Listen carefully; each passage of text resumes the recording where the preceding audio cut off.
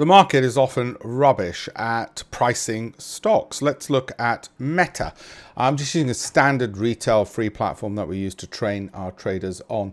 This is called MT4. It's broker independent. That's Meta. Each one of these bars is 5 minutes. A red arrow means to go short, where we think the trend's going to go lower, and green means to go long. You can see the big long green one there. Now, I'm recording this at 3:30 on Wednesday, the 12th of July. We knew over the weekend that Meta had hit 100 million users for Thread.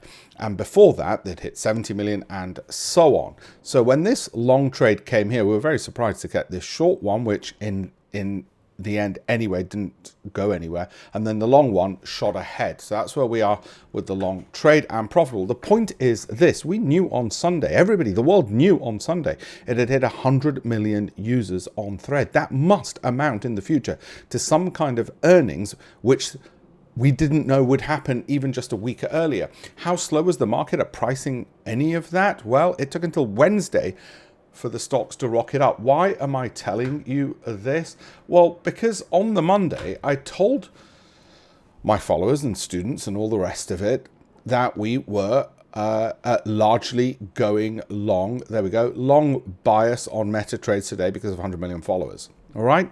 That is July the 10th. You don't normally get 2 whole days, and by the way, there's my Thread account, I'm on it as well. You don't normally get 2 whole days to get into a trade and then for it to go up. I also even said on the 11th that where the Financial Times has reported hedge funds slash bets on US after rally and pivot to Europe, hedge funds are wrong, okay? And guess what? Visa and Meta today at the time of recording have both hit 52-week highs, and both are in our portfolios from January. And if you want to check that, you can go back on the Telegram channel to check the holdings, well, for the whole year.